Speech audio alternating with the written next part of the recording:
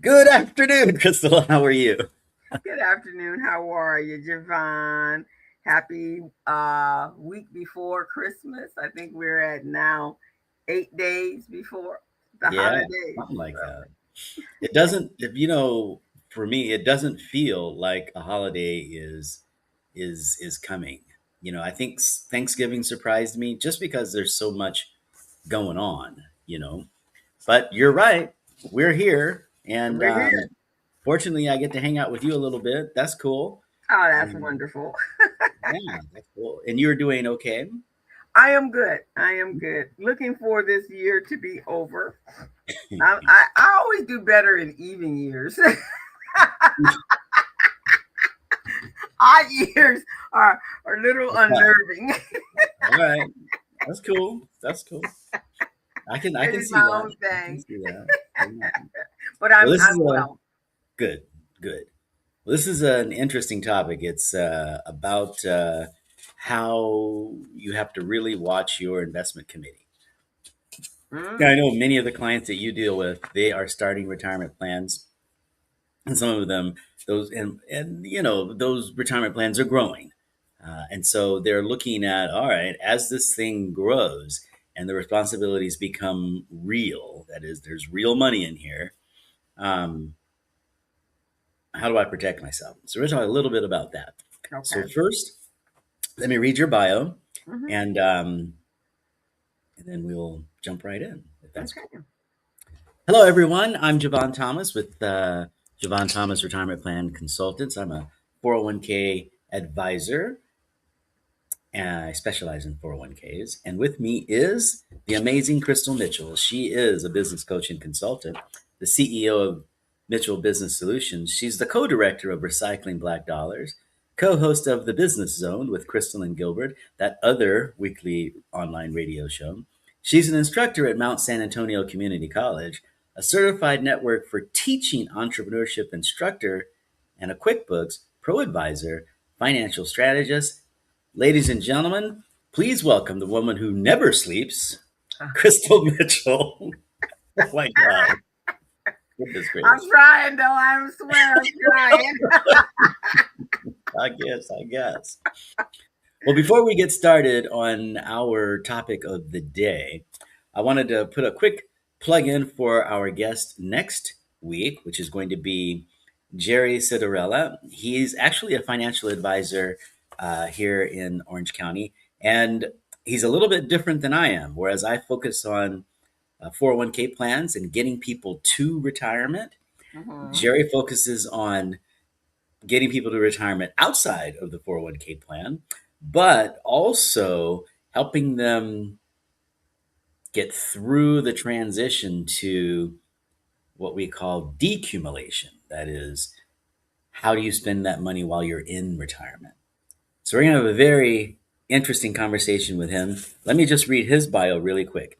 So, for 35 years of experience in the financial services industry, Jerry has served as a manager, estate and investment specialist, trainer, business owner, and mentor. He's currently a partner at Prosperitas Financial, where he oversees the Irvine office, while remaining fully active as an independent, fully serviced financial advisor. So not only does he help clients, but he actually runs the office.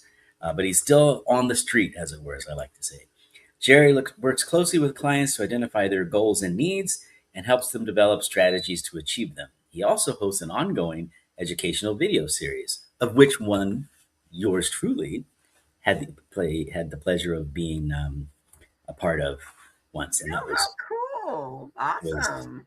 really cool. Yeah. So that's Jerry. Okay, we're going to talk about that investment committee and how, if you're an HR committee person or you're the owner of a business or you are an HR person, how you really want to pay attention to that.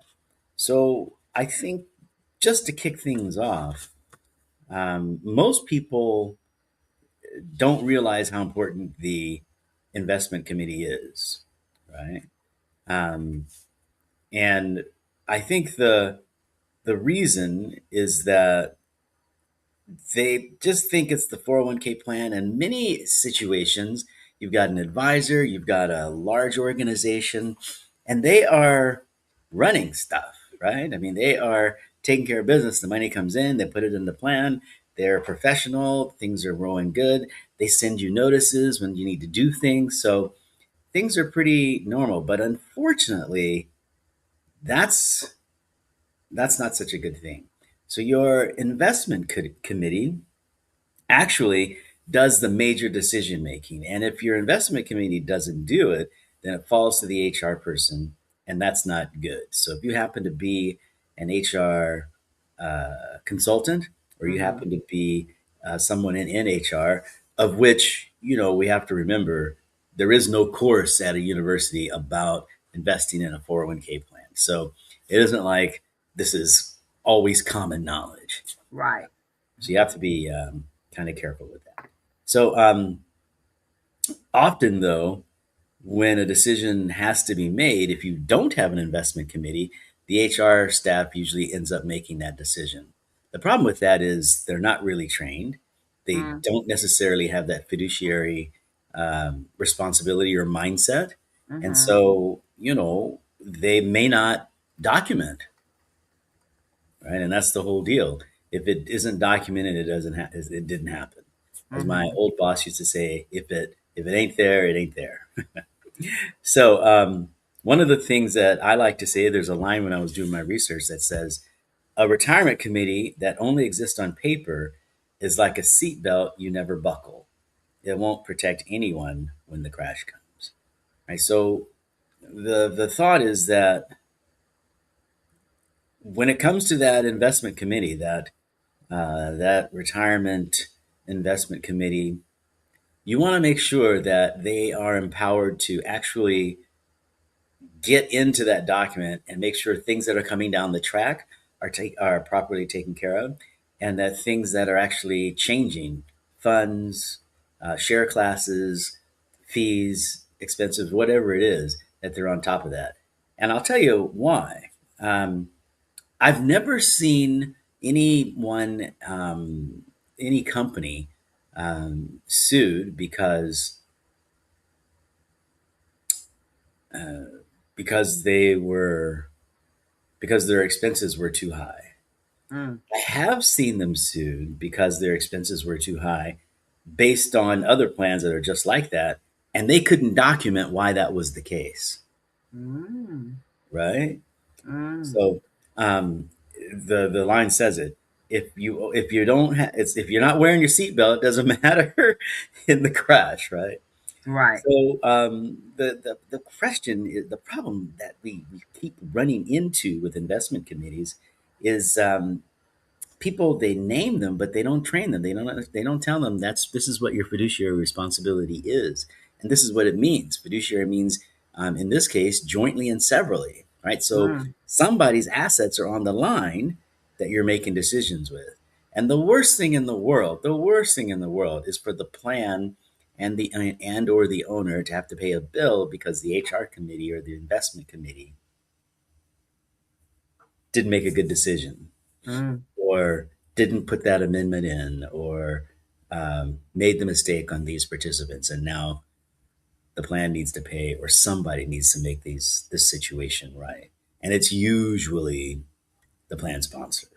It's Right. usually not the participants. So Hmm.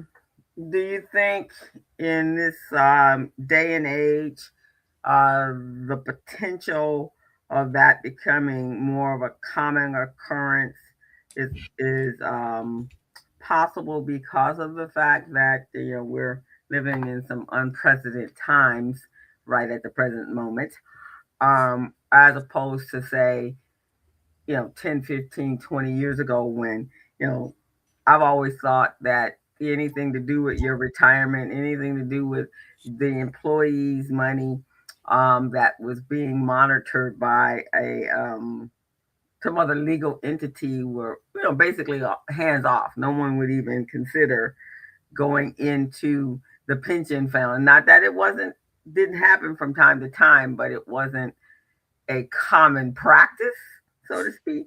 Do you think sure. that what we're going through now, it's kind of we're in a we're in some very uncharted waters.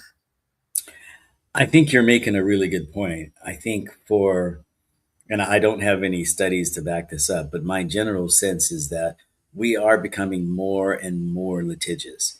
And I think part of that is because people are feeling more and more stressed about getting their bills taken care of, being able to hit their goals, children to do better than their parents are. So money is becoming a thing, and it's becoming a thing for a larger and larger group of people, right? That group at the top is getting smaller and smaller. So I think I believe where you're going is because we do live in a society that is a bit more hectic. We are becoming more sue happy, if that's a word, and that means that more than ever, the investment committees have got to make sure their ship is tight. They need to make sure that the amendments are taken care of. They need to make sure that they're getting them. Case in point, I'm working on a plan where we didn't have a document that was signed. Now, so of course, you would think, well, this is a 401k plan. They've got a signed document, right? But the attorney that was working on that plan with us said, if you don't have a signed document, you can't take money out of people's paychecks. And so for the last, I don't know how long, however long you've had this plan, you've been taking this money out. That's illegal. Just a little Yeah. signature, right? And that's ugly. That could mess up a whole lot of people's lives, And right? that's what I'm saying. It seems like that would have been, years ago, that would have been something that wouldn't have gone unnoticed or unchecked, right? In order for me to do the next part, even someone in the accounting department, because that's really kind of where when I worked in corporate America, I was kind of in the accounting department. So if an expense came through, or especially if we were pulling something from an employee's paycheck,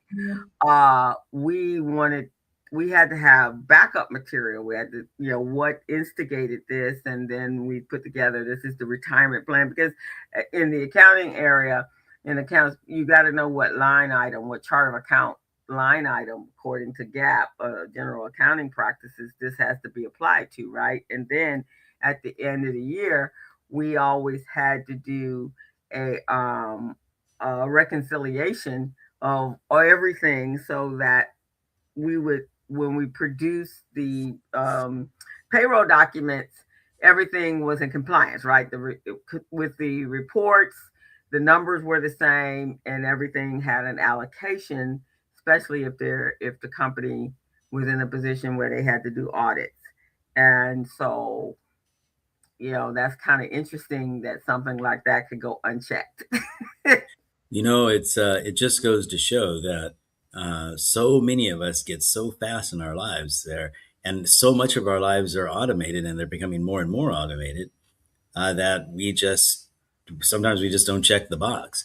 And that's why, like we were talking about last time, that's why um, there are attorneys out there, and I'm not pointing fingers at attorneys. There are people out there that know that, and they are coming after small and medium sized companies, and they're winning big cases because of little things that are getting through the cracks. Uh, Mm.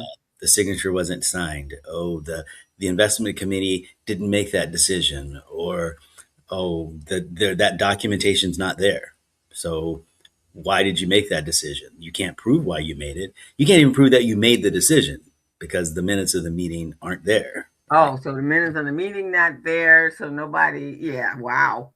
Yeah, Right? okay. Yeah. Yeah, So, yeah. Then in actuality, it doesn't exist. pretty much, right? If you can't prove it exists, right? Right, So, exactly. yeah. So, what is that plan sponsor? What can they do, or what can that HR consultant person do to make sure that they protect their the plan sponsors, their HR committees, and ultimately their clients, which would be the employees. Mm. First thing to do is, I'm going to say, have quarterly meetings. If you can do quarterly meetings, you got to do that. That's the big one. Have a quarterly meeting. It doesn't have to be a long meeting, right? but have a quarter meeting, have some place in a file where you have on a piece of paper, we met, we decided to leave everything the same, we're good, right? Have a quarterly meeting. Do that. Document that you have quarterly meetings. It shows that you've been watching the plan. Sometimes that's Mhm. all you need. Yeah, we watched the plan. We knew this was happening. We didn't think we needed to change it because we think that's good for our participants or whatever, right? Mhm. Mhm. Um, the other is take minutes in the meeting. Do the minutes. I mean, now you can have AI do the minutes and then you can sign off on them. You don't even have to have someone write them all down. But even if you do have someone writing them down, they don't have to write down verbatim what was said, just the main topics that were covered, the motions that happened, the agreements that came upon, that kind of thing, and Right. put that in your little folder so that you know it's there. Um, and the and that's the whole deal. I think this time and last time, if there's anything that I could say is important, is document everything. You just have to document. That is the deal. And I'm not saying you have to have some huge page or anything like that, but you got to document. Okay. The other thing is, I would say is if you don't have an investment committee, then it's your HR group that this is going to fall on, right? Mhm. And Mhm. often when the HR group gets together, not that any of us has tons of time, but often often the HR person, if there's a person or a committee or if there's two or three people, they have so much to do because they're handling payroll, employment, well, what was workers comp. They're handling all kinds of stuff, and the 401k is just one little thing.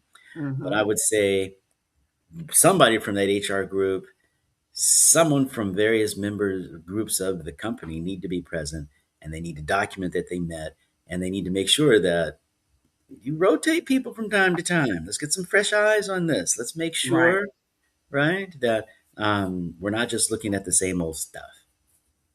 And last but not least, something that a couple of the advisors I work for or work with have done, and that is make sure that you do some training as an advisor, that you get that training as an advisor, Right. Exactly. that Exactly. fiduciary training. Yeah, everybody on that committee needs to know, hey, fiduciary means this is my responsibility. This could be jointly and severally responsible. I am supposed to make sure that we have the right funds, that the funds aren't expensive or too expensive, that we have a well diversified portfolio. All of those things. Train your people to be fiduciarily educated and sound. Yeah. And I said, when I worked in that space or in the accounting space, uh, there are procedures that are set up because of the fact, especially payroll. Payroll is one place you do not play with because of the federal government. You have to, you're sending your deposits to make sure that they're on time, and normally that is set up if you, and most people use a payroll system, either ADP or Paychecks or one of those. There's like three of them out there. And so those deposits, you're calculating that in that payroll. And because payroll is usually somewhere between, with all of the benefits and payments that have to go along with that, your payroll sometimes could be almost 45 to 60% of a budget, of an operating budget. And so even before companies can, when they start seeing that they're having a cash flow struggle, they usually, that's the first place they go to, is payroll, right? Because they got to decide how they're going to cut, and that's where you will start to trim your fat there. And supplies and things like that, that are variable expenses, not fixed expenses. And so for that to have slid through is quite interesting, and that they're not doing, because quarterly you have to do that just to make sure that you're in line with your how much money you need to pay on a biweekly or semi monthly a schedule, um, because you got to have the deposit. The payroll deposit has to go into the bank account, and typically it's highly recommended by most accounting professionals that it be a separate entity, a separate bank account from your general account, and which makes it very easy to understand, to know how much money is going in and out, because the money is being transferred in from the general. Then when you reconcile for that month, then that bank account pretty much zeroes out, because then that lets you know everything has been taken care of. So if you're doing that part, then in order to get to there, we would have had to send documentation, signed documentation, over to the payroll, because they could also be implemented in this, right? Mhm. Because they're pulling the Well, money out, sending the money to wherever it's going, hopefully. hopefully. And if it's not going there and those are in place and you're pulling it out of the employee's check, then there has to be a check and balance system going on. So, Well said. I think the big thing that you're talking about there is what we've been talking about all along, and that is you need a paper trail. you need a And the paper only way you're trail. going to get that paper trail is documentation. Yes. So you need to have the documentation for everybody's safety. You can see where the money came from. You can see where it went. You can see where the money came from. You can see where it went. And you have that on record. And you, as the HR committee, investment committee, you understand that, right? Yes. So that's it. Yes. For So sure. that's our show for today. Let Okay. me read your bio one last time, unless you had another comment. No, no, no. That just it's all about record keeping. All about that. All about that documentation. So, ladies and gentlemen, please allow me to welcome or say goodbye today to Crystal Mitchell for a week. Don't get it twisted. She's a business coach and consultant, CEO of Mitchell Business Solutions. She's the co-director of Recycling Black Dollars, a co-host of The Business Zone with Crystal and Gilbert. That's another weekly online radio show. She's an instructor at Mount San Antonio Community College, a certified network for teaching entrepreneurship instructor, and a QuickBooks Pro Advisor financial strategist. I'm Jevon Thomas at Jevon Thomas Retirement Plan Advisors, and we'd like to say so long, but really quick, I just got to put in another plug for Jerry, who's going to be here next week. Jerry Citarella, 35 years of experience in the financial services industry. That means he's a little younger, a little older than me. Uh, yeah.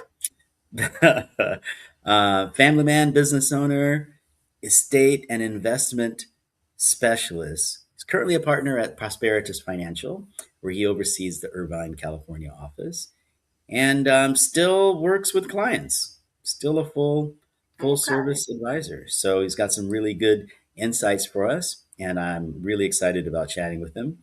Um, Also, especially because I was on his show, so he gets Mm. to come on our show. So that's Ah. kind of cool. Anyway, that's all I have for you this week. So, anything else, Crystal? No, I'm good. All right. Well, then we will see you all next week on the patio. All righty. Bye bye, everyone. Have a great week.